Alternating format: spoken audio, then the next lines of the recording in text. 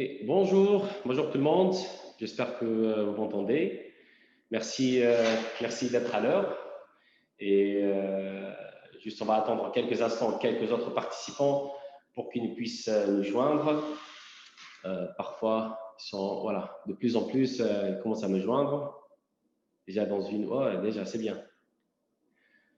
Merci bien d'être à l'heure. Pour ceux qui sont venus, pour ceux qui me connaissent déjà, donc c'est Mohamed. Finalement, on se voit par caméra. Et pour ceux qui ne me connaissent pas, je suis Mohamed Ida, votre interlocuteur avec la société Teltonica, interlocuteur à la langue française. Et finalement, ils ont décidé de joindre un interlocuteur au client. Ça leur fait plaisir et ça donne plus de valeur au client.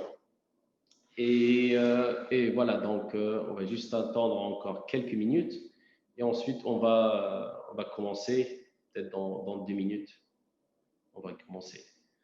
Grosso modo, donc on va parler tout ce qui est micromobilité et e-mobility dans l'agenda du jour. On aura plus de détails dans le sommaire et on parlera de nos produits et quelles solutions on pourra vous ajouter à vous, à vos clients et comment faire pour chercher de nouveaux clients et de nouveaux marchés aussi.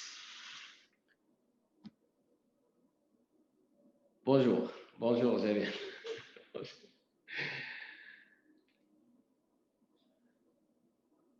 Voilà, d'accord, on est encore. Voilà, juste je vais préparer l'écran. Voilà. Et voilà. Donc, grosso modo, ça va être concernant la mobility et la micro-mobility. Les mots sont en anglais, mais aujourd'hui, en 2020, donc, on parlait juste, même en anglais, du mot, et ça nous explique tout. Voilà. Donc voilà, on attend encore quelques participants. Et voilà. Donc, avec ce qui se passe avec Corona, donc tout le monde lui manque voyager et surtout avec dans l'air. Et comment se préparer après cette pandémie, comment être prêt pour acquérir de nouveaux marchés et de nouveaux clients. C'est ce qu'on va essayer de vous expliquer et de vous montrer dans ce webinaire. J'aimerais également vous informer que nous avons la section aussi questions-réponses. On a nos techniciens qui vous attendent à côté. Et ça va être un avantage si vous pouvez poser les questions en anglais. Sinon, je suis disponible pour les questions français. Je vais les transmettre et j'attends leur réponse. Donc, on a encore plus de participants. D'accord. Donc, encore une seule minute et on va commencer. Déjà, on a un très bon nombre. Merci pour l'intérêt que vous avez accordé à notre webinaire. C'est plus facile et plus simple d'avoir tout le monde en même temps pendant 45 minutes maximum pour présenter le maximum de produits en même temps au lieu d'avoir client par client en ligne. D'accord, on va commencer. Donc, on va parler de l'agenda. Et voilà. Donc, l'agenda du jour, comme on a dit, donc on va parler de la mobility et la e-mobility et la micro-mobilité, les cas d'utilisation de chaque produit. On va aussi introduire les fonctionnalités principales de nos produits, telles que le manuel CAN, l'API, comment vous allez avoir accès à nos données plutôt, comment nos données sont sur le serveur de Flespi et comment vous pouvez gérer vos données à vous à travers Flespi et comment c'est simple et facile de lire ces données-là. Ensuite, on va parler d'un nouveau produit qui s'appelle le EMB. Vous allez voir combien il est petit et combien il est fonctionnel.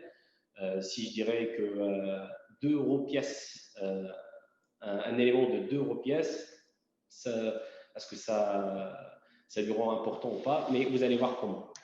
Ensuite, on aura la section questions-réponses. Donc, le premier produit, en commençant par la micromobilité et le partage, nous avons le Kick Scooter Tracker, le TST100. Le TST100.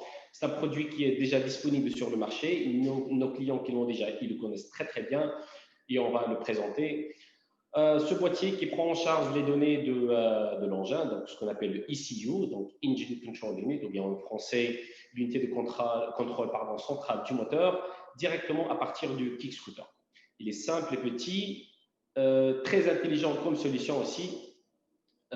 C'est simple je vais vous montrer, c'est simple à brancher et mettre sur le scooter. Il a aussi une solution anti-cambriolage. Au cas où il y a une tentative de cambriolage, vous aurez une information sur votre serveur. Le contrôle à distance pour le verrouillage et l'anti-verrouillage. Quoi encore? La mise à jour sur le FOTA, notre FOTA. Donc, vous pouvez sélectionner plusieurs produits en même temps, plusieurs balises si vous voulez, en ligne. Et vous pouvez envoyer la nouvelle configuration, la nouvelle mise à jour, sans se déplacer, sans envoyer de techniciens pour faire ça. Tout est fait à distance sur notre FOTA. On a plusieurs types de kick-scooters qui sont adaptés déjà. On a les protocoles, on a la mise à jour et le firmware qui va avec. Par exemple, le Segway ES2, ES4 et Max, Xiaomi et FitRider et plusieurs autres. Avec la mise à jour aussi en place des zones de géofence manuelle, vous pouvez gérer et contrôler la vitesse dans certaines zones urbaines de votre choix. Et on verra ensuite comment on peut utiliser ça dans des zones bien spécifiques. Le deuxième, c'est le TFT100 qui est justement là. Et le voilà. Sur le même niveau de partage, nous avons le TFT100 qui s'adapte parfaitement avec la majorité des scooters fabriqués en Europe, tels que Ascol, tels que Govik, Nucleon Mobility, Super Soco.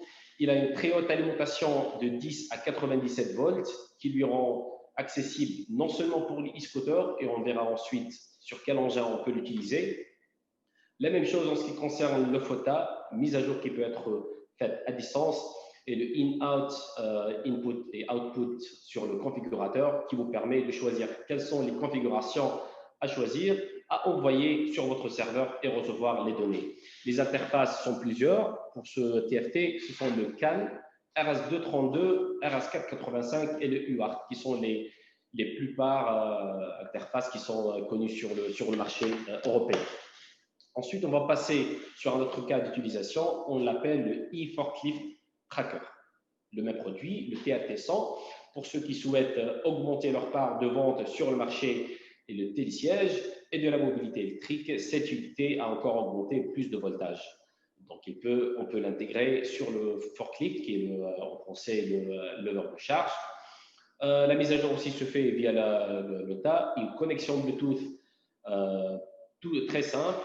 Les interfaces, comme on l'a expliqué pour le TFT, et le CAN RS232, RS485 et le UART. Et le CAN manuel, vous allez utiliser votre CAN manuellement et ajouter vos commandes via notre TFT. On va parler des cas d'utilisation, par exemple la mobilité partagée, ou shared mobility comme en anglais, parce que tout le monde n'arrête pas de parler de plus en plus de ce partage de mobilité. Et ce que nous voyons sur le marché, c'est qu'il avance tout droit. Il est en pleine expansion, il est en pleine flèche. Chaque ville passe au vert, green mobility, si on appelle en anglais, met en place de plus en plus des stations vertes, des bornes de recharge pour la e-mobility. Près de 700 villes dans plus de 50 pays vont plus loin avec le partage et ne s'arrêtent pas là. Le partage non seulement avec les scooters, avec les bicyclettes aussi et les vélos. Et vous pouvez prendre la France comme un exemple de partage de vélos. Si votre ville n'est pas équipée par ce partage ou pas, le e-scooter, le kick e-scooter aussi peut être une solution. Vous pouvez voir dans la même image, vous avez le kick scooter, vous avez le scooter aussi, qui sont connectés les deux par leur propre balise, ils sont connectés sur le serveur. Ensuite, vous allez recevoir ces données-là sur votre cloud, ensuite sur votre ordinateur pour les opérateurs. Nos unités ont des caractéristiques principales qui sont nécessaires pour fonctionner avec succès. La possibilité de verrouillage et déverrouillage, la géofence manuelle, la limitation de la vitesse dans des zones en ville bien spécifiques. Les sociétés de partage mettent de plus en plus de bornes de recharge dans les villes pour assurer la disponibilité et ça nous aide énormément. Et ça, bien sûr, aide la rentabilité pour avoir plus de clients. Un autre cas d'utilisation, c'est les bureaux de poste. Les bureaux de poste, en France par exemple, on prend comme un exemple. En Espagne aussi, c'est un très bon exemple. Et il y a des tests qui passent là, par exemple en Pologne, avec la poste polonaise, et pourquoi pas, peut-être ne sont pas trop sur le marché, mais c'est une solution très importante. Cette solution devient de plus en plus populaire et il a une raison aussi de nourriture, non seulement pour les postes. Vous avez l'exemple de livraison de nourriture ici. Vous avez le scooter qui est connecté par notre TFT sur le serveur et ensuite il envoie vers la valise.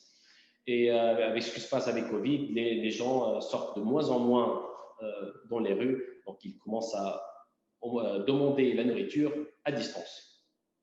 Plutôt, il y avait probablement une livraison de pizza sur le scooter et maintenant, nous voyons une image différente. Il s'agit d'une double situation gagnante, gagnant-gagnant. Vous avez la e-mobility, donc tout ce qui est mobilité verte, green mobility, et vous avez aussi tout ce qui est protection d'environnement. Utilisons l'e-mobility et en même temps la livraison de nourriture rapidement. L'exemple dont on a parlé déjà, c'est l'exemple de livraison de poste. On a parlé de la Poste de France, la Poste de l'Espagne, comment ils intègrent le e-scooter dans leur livraison postale. Oui, c'est vrai, c'est une question de temps où d'autres villes suivront aussi. Le nombre d'une centaine pour le moment, mais sans unité pourrait se multiplier par 10 ou même plus que ça. J'irai de choisir le bon fabricant de e-scooter. Vous connaissez le fabricant, vous connaissez le scooter, donc vous connaissez aussi l'interface et vous pouvez choisir la bonne balise. Et après, pour réaliser le bon projet, avec le bureau de poste choisi. Avec notre unité, ils seront en mesure de gérer l'horaire, connaître le niveau de la batterie, distance parcourue et surtout, ils peuvent supprimer la paperasse sur leur voyage parce que c'est simple d'utiliser un logiciel pour enregistrer toutes ces informations-là. Le partage de scooters électriques, comme j'ai mentionné plus tôt au sujet des services de partage, mais je voulais mettre en évidence le e-scooter en particulier. Parce que partout dans le monde, nous avons des situations bien différentes. Dans chaque marché et ville, il y a de différents cas d'utilisation. Par exemple, ici en Lituanie, le kick e-scooter est vraiment très populaire. Et votre ville pourra être la suivante, et ainsi de suite. Et toutes les autres villes vont vous joindre aussi. Le kick et le e-scooter sont largement utilisés dans le monde entier et il y a des centaines, voire des milliers de différents e-scooters opérateurs de partage. L'Asie comme exemple est en plein essor de e-scooters et le moyen de transport le plus populaire avec le nombre de gens qui ont dans leur pays. Prenons l'Amérique latine aussi comme exemple. Vous pouvez dire qu'il n'y a que peu, mais pourquoi pas être celui qui commence le premier. Un autre cas d'utilisation, c'est la surveillance des mini-camions. Il y a des villes avec de petites rues, en France, en Italie par exemple, en Suisse aussi.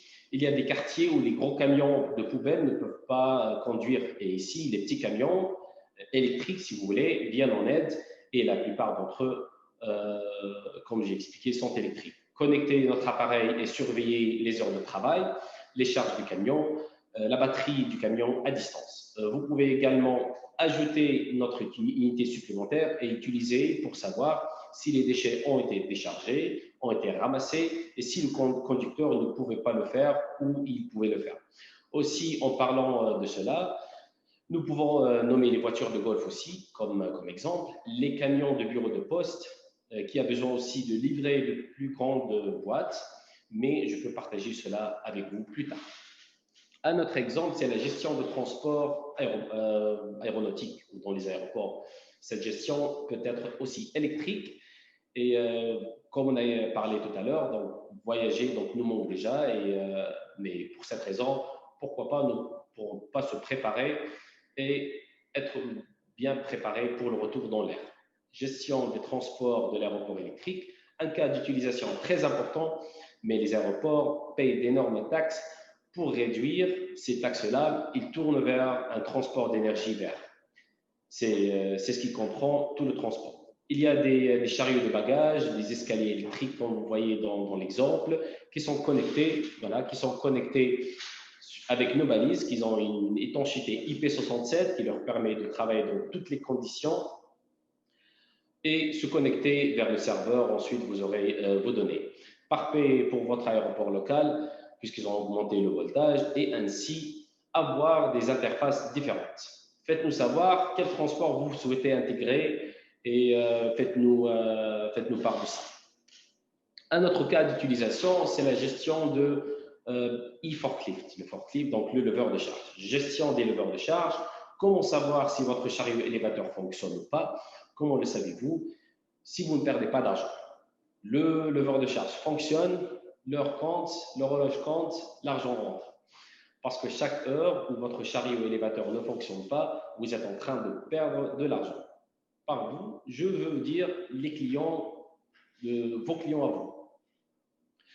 Temps de moniteur, impact, heure de travail, alerte système, niveau de batterie, et on ajoutera aussi le manual CAN. Vous pouvez ajouter vous-même vos données à vous.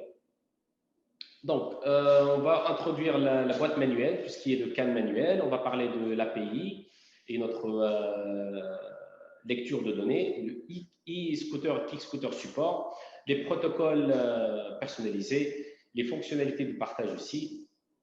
Et nous allons jeter un coup d'œil aux fonctionnalités clés des unités que j'ai partagées et pourquoi pas, nous avons besoin de ces cas d'utilisation différentes. Pour le manuel CAN, comme je vous ai expliqué, nos balises sont simples à lire en termes de données, je parle. Vous pouvez ajouter n'importe quel CAN à vos balises, à vos actifs, et ensuite vous allez voir sur, comme on a expliqué, l'API avec l'ESPI. Donc, nos balises sont facilement connectées sur le serveur de l'ESPI et automatiquement, vous pouvez lire ces données-là et vous pouvez les traduire sur vos serveurs à vous. Pour plus d'informations, ça va être sur le FLESPI. Ensuite, on va parler de la fonctionnalité de partage complet, contrôle sur GPRS, par exemple, configuration de la limite de vitesse, comme on a expliqué le géofence manuel, comment on va limiter la vitesse dans cette zone et pas dans cette zone-là, télécommande, mode écosport, bien sûr, s'ils sont pris en charge, les commandes LED, distance parcourue du scooter et décharge détection de la décharge et détection de chute vers le bas. Nos balises supportent aussi le e-scooter et les kick-scooters. Voici les types de e-scooters. Donc, on a dit Govec, Ascol, Super Soco et plusieurs d'autres. Et pour le kick e-scooter, Segway, Xiaomi, FitRider et plusieurs autres. On a cité que les principaux types de e-scooters et de kick-scooters sur le marché. Vous pouvez aussi ajouter plus de détails, plus d'options, lecteur de e-boutons et un buzzer si vous voulez ajouter plus de sécurité à votre balise. Alors, donc on a parlé du EMB, le EMB 100, et le voilà. Et vous pouvez voir juste 2 doigts et vous pouvez imaginer combien il est petit. Donc, j'ai parlé de 2 € parce que sur la photo, si vous voyez, il a presque la taille d'une pièce de monnaie de 2 €. Mais réellement, voilà, 2 doigts. Il est de telle taille, ce sont 2 cartes PCB ensemble assemblées qui peuvent donner plusieurs fonctionnalités, même s'il est petit de taille, mais comme on a dit, ils sont très intelligents. Les interfaces qu'ils peuvent accepter sont le CAN, RS232, RS485, et prise en charge de l'interface aussi UART. L'alimentation est très haute, pourtant c'est une petite balise. Elle est entre 5 et 97 volts. La mise à jour aussi se fait au niveau du FOTA sans souci. Mais le plus important, il suffit de regarder comment il est petit.